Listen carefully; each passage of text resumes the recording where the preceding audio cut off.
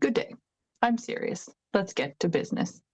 It has come to my attention that there are those among the general populace who do not take knitting seriously.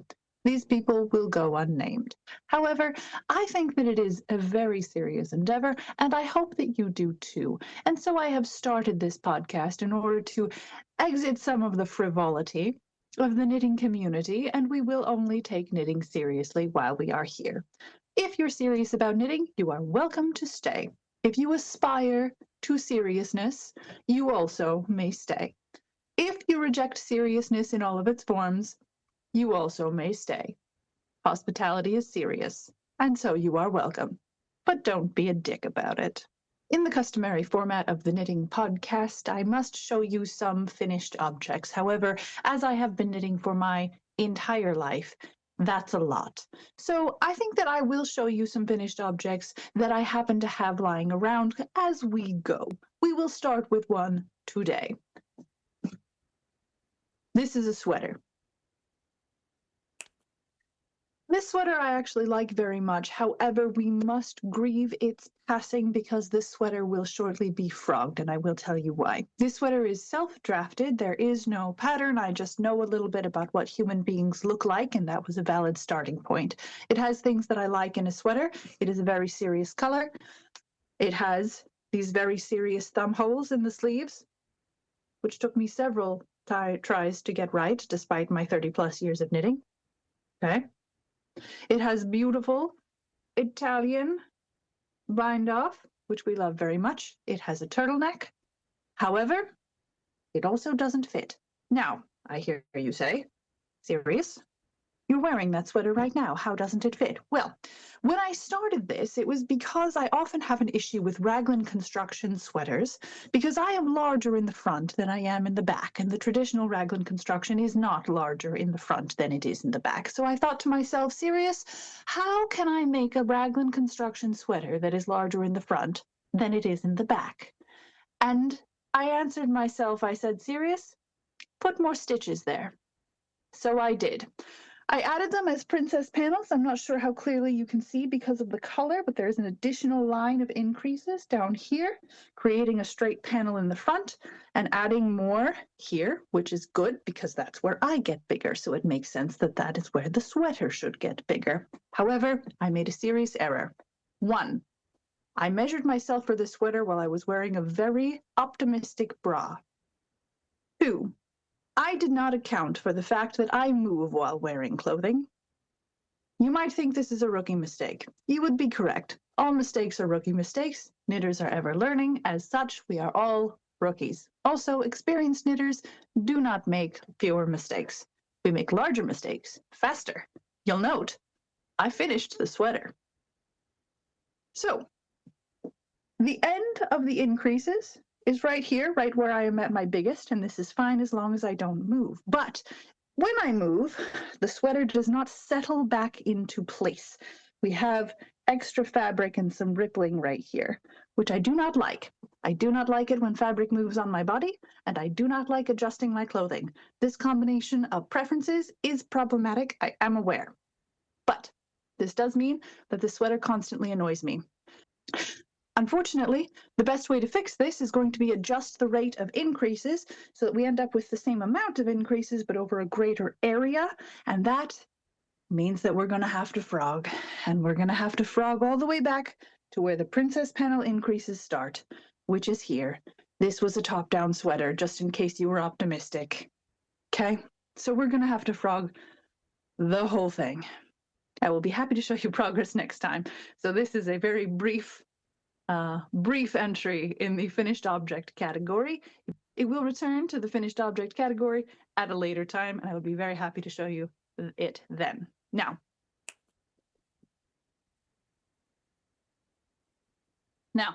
I had every intention of showing you my Villy neck warmer. Unfortunately, I was around somebody who saw it and liked it, so I gave it to them. I'm aware.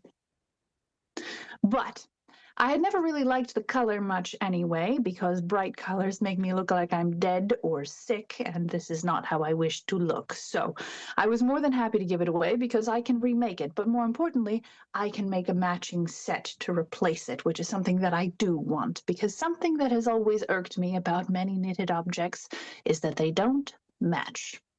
So I will have to rectify that for myself.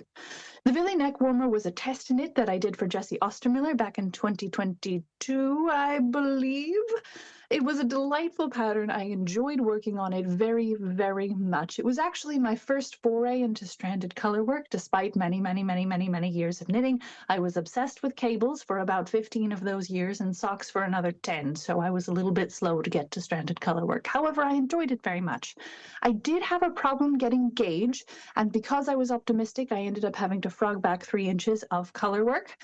Which it's a cowl, so it was a pretty substantial number of stitches. But instead of the recommended 28 stitches per 4 inches, I was getting 40, and that's not a small error, so it had to be torn out. But I upsized significantly my needles in order to get gauge, and after that it went absolutely swimmingly. Something that I like about it quite a bit is actually the ribbing liner on the inside, which is wonderful. I like that it conceals the floats. I think that it gives it a very finished, very polished look, and also it made it hug everything better. And since I don't like it when things move around on my body, I really enjoyed wearing it for that. I don't like scarves, I don't like the extra bulk, so it really did perfectly suit my needs. So what am I going to replace it with? I went through several different options and I settled on the Golden Rays set. In large part because 1, matching set, which we like, 2, stranded color work, which we like, and also because I have the yarn for it. Now, put the yarn in frame for you, much better. Now, this is more yarn than I had for the Princess Panel sweater. I ordered 5 skeins. I only needed 3 for the sweater, and during the reknit, I anticipate that I will need a similar amount. However, this does leave me with quite a bit left over, and I think that this would be a really good use for it. I am absolutely obsessed with any knitting that is one stranded color work, but also I like the dark gray or any other dark color with rainbows. I think this is a delightful combination. It is very serious and I love it very much. So that is what I will be doing. I went through several other potential options for this set. However, I do want my accent color, especially because it is so vivid and bright colors make me look sick. I do want my accent color to be a proper accent and not an equal partner color with the neutral. So it was important to me that it have the right balance, and I do think that the Golden Rays set has that. I will be happy to show it to you as it is completed. As of right now, I am neck warmerless for this winter, and since I live in Washington, the state, not the city, that is a little bit problematic for me, because we do not do things like wear raincoats and such. So I will be getting wet, and it is very important to me to have appropriate gear for that situation. Okay. This is a sock that I made out of the rainbow. It's West Yorkshire Knits. I don't know where the pair is, so I just have the one sock right now. This is less than serious, I am aware. However, it does knit up very nicely. I really like the stripes are very even in color. We're going to have to find out whether the fact that a cowl, a hat, and fingerless gloves are different circumferences making the stripes different widths will bother me. It might not. It might bother me, but not enough for me to cannibalize the ball of yarn in order to make them the same width. Stay tuned. Works in progress. I have been working on a Ireland's Eye sweater for several years now. As you can see, we have gray and we have color work rainbows. Very serious. It is also very boring. Not through any fault of the sweater, but simply because I am 3/4 of the way through the second sleeve. Once I'm done with that and I put pockets on it, it will be done. This is interminable. It is small gauge, and there is 1 pattern row every 8 rows. This is, again, not the fault of the pattern. It was very clear about this. I knew what I was doing when I got into it. Nonetheless, I find it terribly boring. So it has been in timeout for coming up on a year now, and it's going to go back into timeout as soon as I am done talking to you today. Again, no fault of its own. This is just how I am. It will come out of timeout when the mood strikes, upon which I will probably finish it. I will definitely make significant progress. When that happens, I will share that with you. Another thing that I have scrounged around my house and found to show you is this. This is a hat. It is a big chunky hat that I am making out of Lion Brand Yarns Wool Ease Thick and Quick. Delightful. I bought this yarn on an impulse because it is purple and sparkly, and I know someone who likes both of those things. I started knitting this because I have to supervise my gremlin while she naps, otherwise she will not nap anymore, and I needed something simple to work on in the dark, so I chose dark purple. Very serious.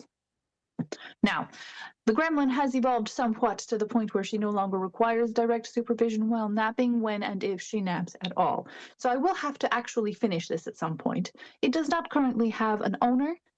It might go to the gremlin. We shall see. However, I am not able to work on it today because in my area, there is a small craft advisory. It is too small. It is not safe. Unserious knitters take knitting seriously, which means we do our hand stretches, we get water, we moisturize our skin, and we observe small craft advisories. I will therefore be working on a baby blanket. This baby blanket. It does not fit in this microscopic corner in which I am sitting, which is why I'm not showing it to you right now. It is baby poop green at the request of the recipient, and it is for a baby that has already been born. Therefore, I really should give it more of my attention.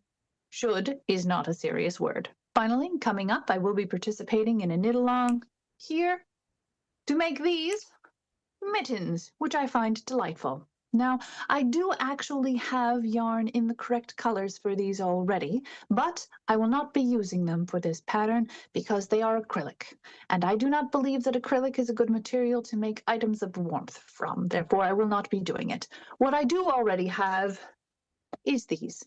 I think that this is delightful. I will be using this for the white and this for all of the other colors and make a nice two-color version. I think that it will be beautiful. I realize that these are somewhat similar in value. There is some, this is lighter than this one, and so the pattern should show up very nicely. However, I'm also not opposed to a subtle watercoloring effect. I think that that is delightful. Now, serious, I hear you ask, why don't you buy the correct yarn? Well, I have become somewhat fiscally unavailable recently, and to that end, I will not be purchasing yarn in the immediate future. I will tell you things that I have acquired through various other non-financial means, and I will be showing you things from my stash as they happen to cross my interest. It'll be like acquisitions because it will be new to you. In that end, something else that I would like to show you is this. This is labelless because it had to be washed several times.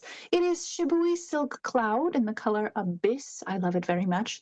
It was a gift from somebody, a friend of mine who used to work for Shibui back in the day, and she found that she did not like mohair and yet had a substantial amount of it. So she asked me if I wanted it, and I said yes, because I'm a goblin. Now, I have had this for about 15 years, and I don't know what I'm going to do with it. There are other skeins kicking around. It's not just this.